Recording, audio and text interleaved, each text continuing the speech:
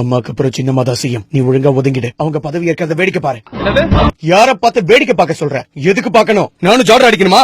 அந்த அவசியம் எனக்கு இல்ல. இந்த உலகத்தை விட்டு அவங்க போயிருந்தாலும் என்னைக்குமே எங்களோட நிரந்தர தலைவினா அது அவங்க மட்டும் தான். அம்மா இருந்த இடத்துல வேற யாரையும் வச்சு பார்க்க வேண்டிய அவசியம் எங்களுக்கு இல்ல.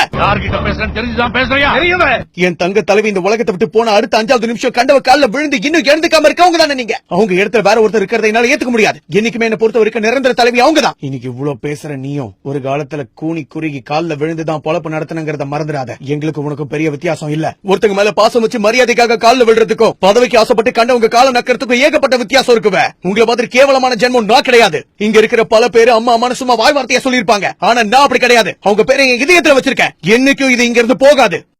இப்ப உங்ககிட்ட அதிகாரம் இருக்கிறதுனால உங்களுக்கு ரெட் லைட் போட்ட வண்டி. என்கிட்ட அதிகாரம் இல்ல, அதனால என்கிட்ட சாதா வண்டி. அவ்வளவுதான் உனக்கு எனக்கு வித்தியாசம். படிக்க 5000 ரூபாய் இருந்தா காய்கறி கடை வைப்பேன், 50,000 ரூபாய் இருந்தா மளிகை கடை வைப்பேன், 5 லட்சம் இருந்தா பழையபடி டீ கடை ஆரம்பிப்பேன். என்னோட இதய தெய்வம் புரட்சி தலைவி காலில் விழுந்தா அவங்களுக்கு மரியாதை கொடுத்தேன். அதே மாதிரி கண்டவங்க முன்னாடி கை கட்டி நிக்க வேண்டிய அவசியம் எனக்கு வெளியே போ. இப்ப கட்சி மொத்தமும் எங்களோட கண்ட்ரோல்ல இருக்கு. உன் கண்ட்ரோல்ல இந்த கட்சி வேணா இருக்கலாம், ஆனா இப்போதைக்கு என் பின்னாடி உண்மைங்கிற சக்தி இருக்கு. அதை வச்சு என்ன பண்ணணும் ஏது பண்ணணும் எனக்கு தெரியும். அதை தடுக்க நினைச்சா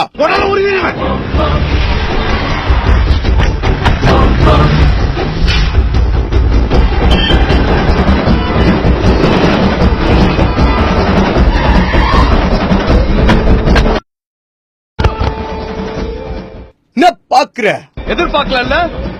மிக்சர் மட்டும் சாப்பிட வாய திறக்கிறவன் உண்மையை சொல்றதுக்கும் வாய திறப்பான்னு நீ நினைச்சு பாக்கல. ஓரத்துக்கே வந்திருக்கேன். எங்க செய்யி செய்யி 2 வாட்டி சிஎம் இருந்தா நீ என்ன பெரிய பல்பா? எனக்கு இப்ப கட்சியில அதிக செல்வாக்கு இருக்கு. அதை வச்சு இப்பவே நான் சிஎம் ஆற பாக்குறியா? நாங்க நினைக்க மாட்டோமா? இது வரைக்கும் நான் ஆசையே படாம 2 தடவை தானா எனக்கு சிஎம் பதவி கிடைச்சிருக்கு. நான் ஒன்னும் மிரட்டியோ விலை கொடுத்தோ அந்த சிஎம் பதவியை வாங்க நினைக்கல. இப்ப சொல்றேன், ஒத்தை கொத்த மோத எனக்கு தைரியம் இருக்கு. உனக்கு இருக்கா? மோதி பாக்கலாமா? இந்த உலகத்துல பிறக்கிற எல்லாருக்குமே வாழ்க்கையில உண்மையான நட்புங்கிறது இருக்கும். ஆனா அந்த உண்மையான நட்பை, அந்த புனிதமான உறவை யாரும் இப்படி உன்ன மாதிரி கேவலமா பயன்படுத்தி இருக்க மாட்டாங்க. இப்ப நீ கட்சியில சாதாரண ஒரு ஆளு. உன்னால என்ன பண்ண முடியும்? அதே நான் நினைச்சேன்னா 10 நிமிஷத்துல உன்னை பதவியில இருந்து தூக்க முடியும். தூக்கு. அதாவே எனக்கும் வேணும். என்ன பதவியில இருந்து தூக்கிட்டீனா என்ன பார்த்து நீ பயந்துட்டேன்னு அர்த்தம். அப்படி பயந்துட்டேன்னா நான் ஜெயிச்சுட்டேன்னு அர்த்தம். ஓபிஎஸ் இதுக்கு முன்னாடி எதுக்கும் வாய் திறக்காம இருந்து பாத்திருப்ப. கூனி குறுகி நின்னு பாத்திருப்ப. ஏன் டீ கடையில நின்னு டீ ஆத்தி கூட பாத்திருப்ப. கம்பீரமா அம்மா சமாதியில தியானம் பண்ணி பாத்திருக்கியா? உண்மையான கண்ணீரோட வெறித்தனமா பேட்டி கொடுத்து பாத்திருக்கியா? ஒரே பேட்டியை கொடுத்து ஓவர் நைட்ல ட்ரெண்ட் ஆக தெரியும் எனக்கு. சக்கரை பொட்டலத்துல இருந்து டீ ஆத்திர கிளாஸ் வரைக்கும் கையில புடிச்சு வளர்ந்தவன்டா. அவ்வளவு சீக்கிரம் யாருக்கிட்டையும் கை நீட்டி நிக்க மாட்டேன், கை கட்டி நிக்க மாட்டேன்.